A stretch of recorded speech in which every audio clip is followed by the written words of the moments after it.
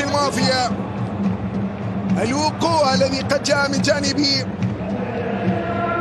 مهند علي وأمجد عطوان، نجوم العراقيين الحاضرين في دوري نجوم QNB. صفرة وخطأ، ركلة حرة مباشرة في انتظار تنفيذ المخالفة.